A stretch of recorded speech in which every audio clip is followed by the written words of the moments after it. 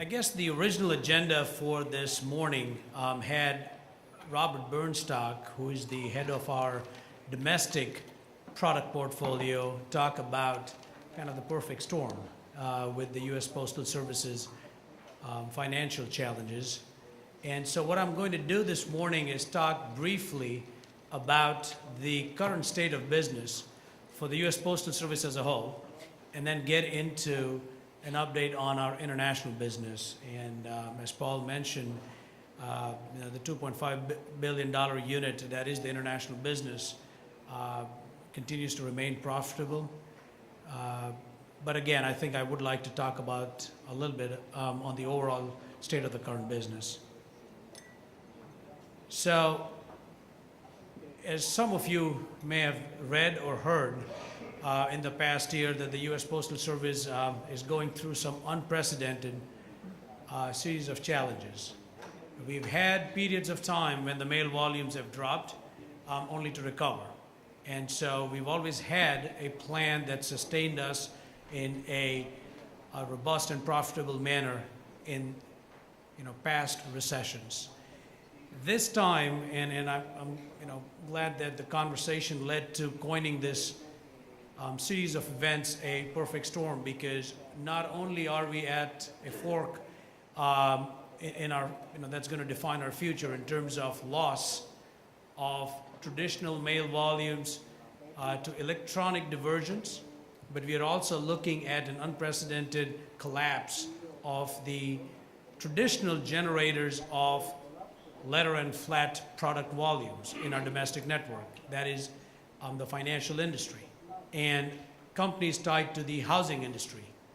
So when you've got, and I'm not going to spend a lot of time talking about the current crisis and recession, but there's a number of factors that have led to the rate of decline being accelerated at a pace that no economic model had ever factored. So when you go from having about 210 or 212 billion pieces of mail in your system in 2006, 2007, and then suddenly in 2009 you go down to 167 billion, and let that number sink in. You roughly lose about 30 billion pieces of mail in 1 year. Think about that. That's probably more than the entire volume of a lot of postal administrations around the world.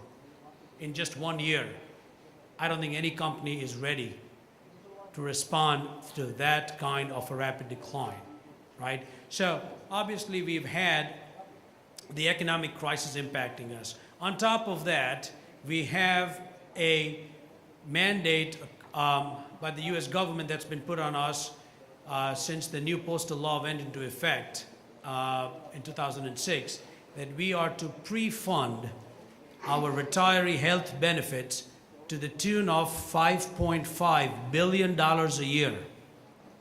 Now, we are the only agency in the US government that is required to do that. No other federal agency or government agency or even any private company pre-funds retiree health benefits to this tune. So $5.5 billion that goes into that. In addition to that, there are a number of other challenges, like there is not enough mail in our system to sustain a 6-day delivery model. Now, a lot of posts around the world have switched from 6 to 5 days, and so we are exploring that option as well. And again, it's not that we do not have a plan to respond to a lot of these economic challenges, but every time we come up with a plan to optimize our cost and optimize or rationalize our networks, there is political opposition. Cannot close post offices, cannot rationalize mail processing facilities where there is little or no mail or redundancy in our mail processing operation. So there are a definite series of challenges that we face, which is further compounding the problem we have with the decline in mail volumes. So, here's an interesting chart, and it's definitely, a trend of what we see happening if nothing is to change in terms of our regulatory framework.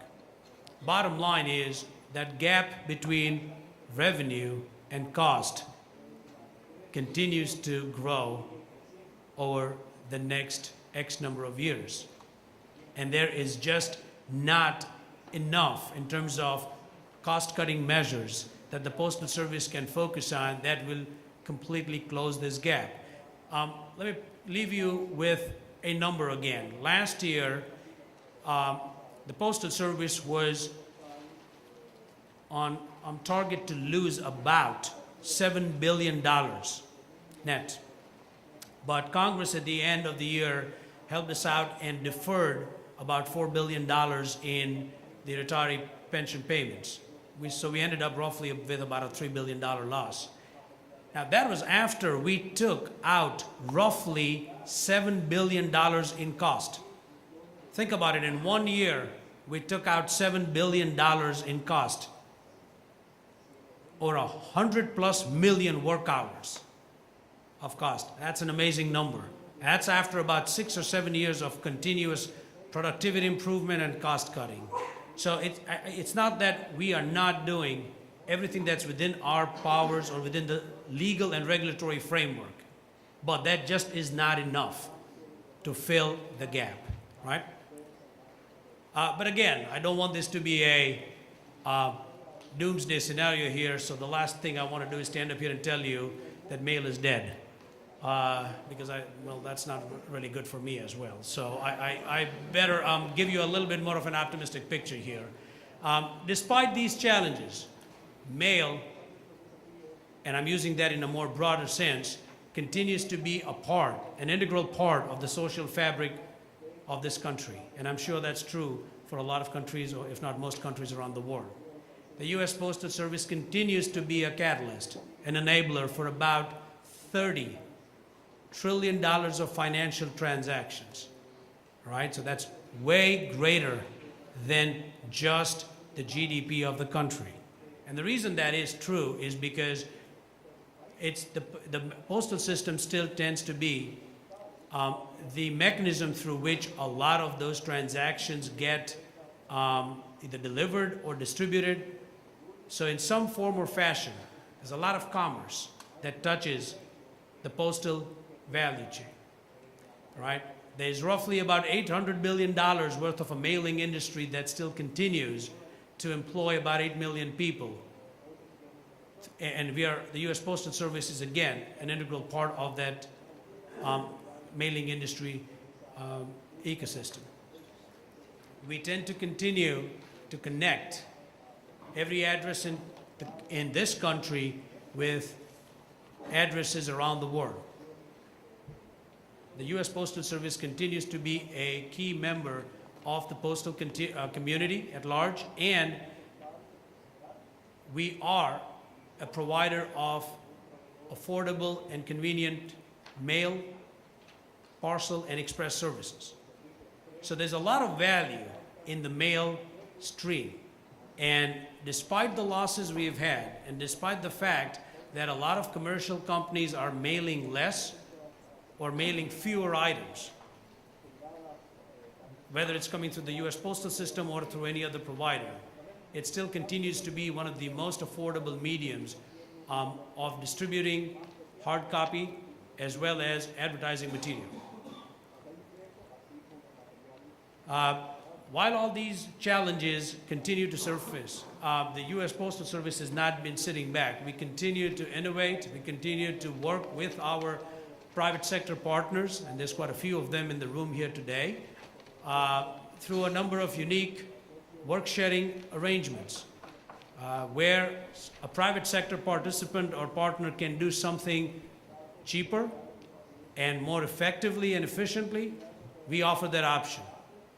And we continue to provide very cost-effective and service-responsive delivery services to these workshare partners.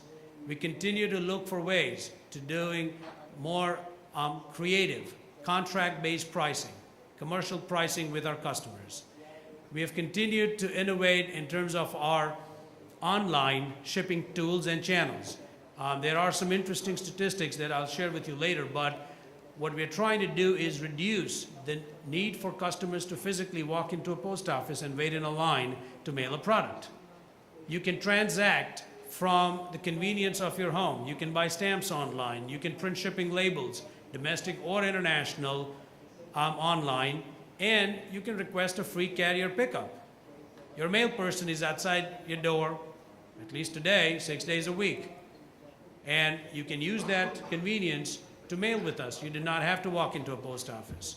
So, and then we have continued to do partnerships with transportation providers, with suppliers in a number of different capacities in our supply chain to be able to better optimize cost and in turn to keep the prices affordable for our customers. And we've come up with some new interesting pricing schemes in the past year on the domestic business to offer incentives for customers and mailers to mail again. Because everybody is aware that as the economic crisis has spread, companies that generate mail are hurting. And they're trying to cut down their distribution and mailing costs as well. So we've provided through these unique instruments called summer sales and the fall sales, which our regulators were kind enough to approve and support, generate, again, an enthusiasm for the domestic mail, for customers to advertise again through the mail stream. And we continue to see a lot of strong response and growth with our parcel products, with our flat rate products, which have very affordable and service responsive value proposition for customers. So all these things together continue to generate new revenue, continue to fill the gap.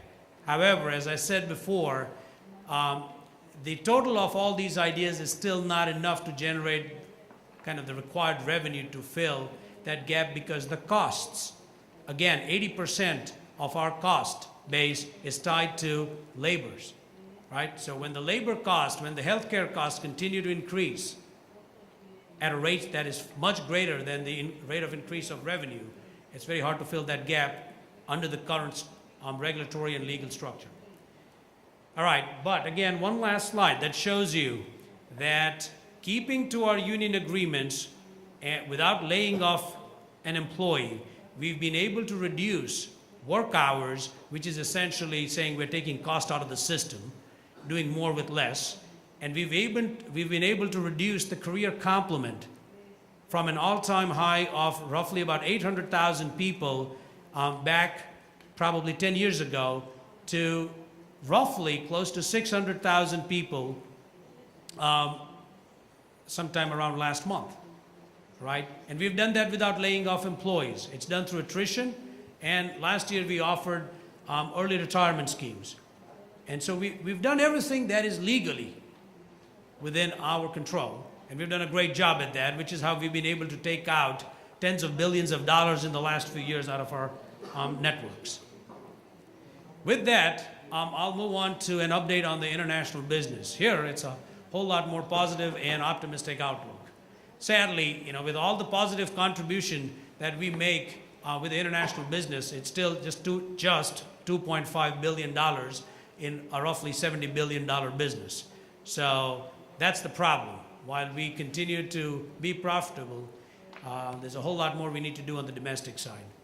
International, we are, we ended the last fiscal year with a positive net income, so we are definitely profitable.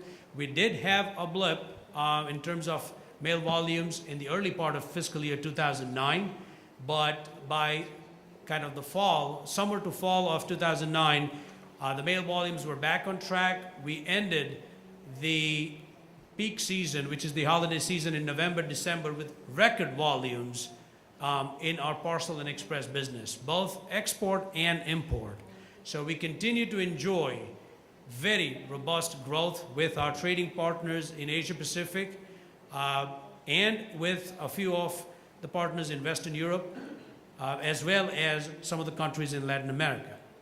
So these are no big surprises because these tend to be where the growth potential is, and we've done a lot of interesting things to capitalize on the growth in these emerging parts of the world. And some of them are mature economies, but there are opportunities in specific product categories and industry sectors, and I'll share that with you in a minute. So what are we doing in terms of growth strategies? Again, I've repeated or already said a few of these things that we're doing on the domestic side, so I won't repeat it, and I'll get to this in a second, but let me first flip back to a comment that Paul made about the mail mix. If you look back probably 7, 8, 9 years ago, the international product portfolio was really roughly made with about 50% of our revenue came from single-piece letters. So that is the traditional mail base. And we had about 10% of the revenue coming from kind of commercial bulk letters, and about 40% coming from express and packages. Look back, and I look, forward into 2009, and that dynamic, no big surprise because that's pretty much the story for most of the posts or the private consolidators and couriers in the room today, that the majority of revenue opportunity is now in parcels and express.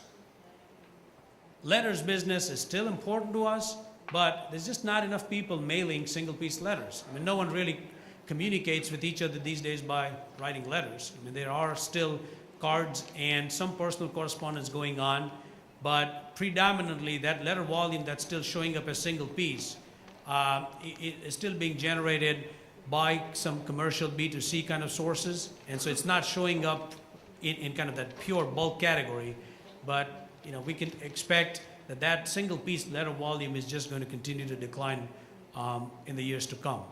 And if anyone in the room has trends or observations or market research that shows otherwise, I'd be more than happy to hear how we are doing this.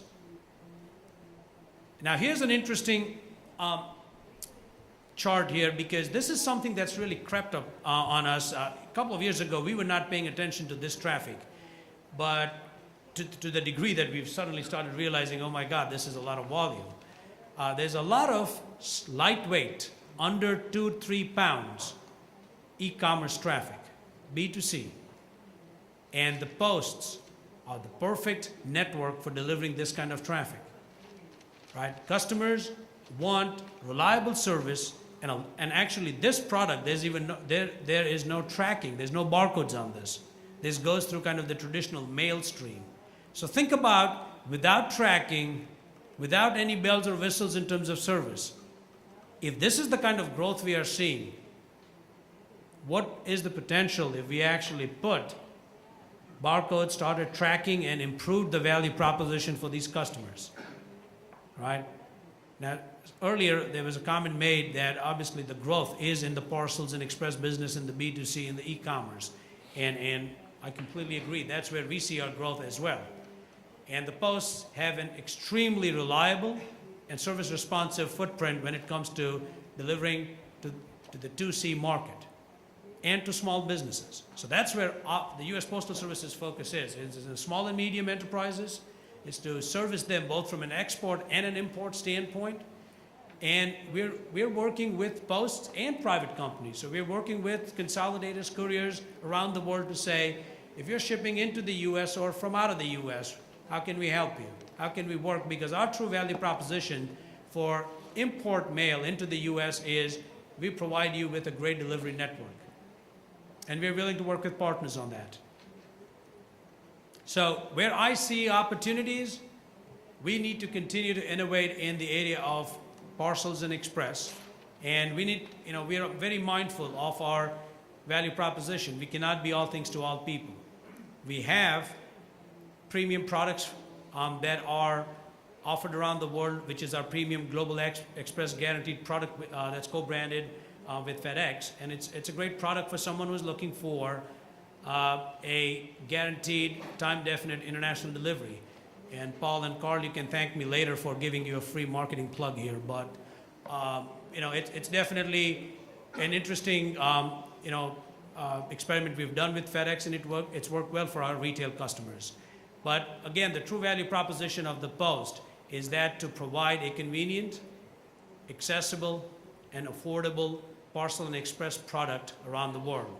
And we've proved that working with posts around the world, whether it's in Asia Pacific through the Kahala initiative, the KPG network, which now has 3 European members in addition to the original 5 Asia Pacific members. We continue to innovate in terms of product, in terms of service, and we continue to keep a focus on really getting into pay-for-performance agreements with our postal and private sector partners, because at the end of the day, if we do not hold ourselves accountable for service and on-time delivery, customers are not going to use our network. It does not matter what price you offer it at. So we have to base all these contracts and agreements on pay-for-performance metrics. I'm working with a few of the postal administrations in Latin America to encourage them to get into such pay-for-performance agreements for the parcel and express business so that we continue to provide good value to our customers and citizens of our countries. Again, as I said before, the opportunity is definitely in the cross-border e-commerce sector. Customers are definitely looking for something more than the basic product we are selling now. They'd love for us to be able to offer landed cost solutions. They'd love for us to be able to at least tell them what the end-to-end shipping price would be, what the estimated duties and taxes would be, because that's one of the great barriers to further growth in cross-border e-commerce. One is payments, and the second is customers knowing upfront what the duties and taxes are going to be, right? No big surprises there, and the posts need to do a much better job in being able to offer these services to customers. The global integrators have done a great job in this, and we've got to learn from them and be able to leverage the knowledge and investment that other players have done in this. There continues to be a serious need for a return solution in the international space. There's not too many players out there who are offering an affordable returns solution, especially for that e-commerce traffic, right? So when you're talking about somebody buying a product, but then having to spend a lot of money that sometimes is actually more than the value of the purchase price of that product, trying to return it, that's not a good value proposition for the customers. So if we can figure out these three things of how to enable a more convenient payment mechanism, how to enable customers to know up front what the total duties and taxes would be, and to offer a returns solution, I think we can truly play a key role in being a catalyst in growing the global or cross-border e-commerce market sector. And again, we continue to work with private partners in developing creative solutions for doing inbound break bulk into the US market, where US Postal Service would be the final leg or the last mile delivery agent. I know we're short on time, so I'm going to cut my presentation short at this point and really leave some time for question and answers. But kind of these are the highlights of what the US Postal Service is doing in terms of growing and continue to grow its international business. We have had 4 straight years of profitable growth in the international sector, and as long as I'm there, I'm sure I can commit that we will continue to make a profitable contribution to the US Postal Service's bottom line. Thank you.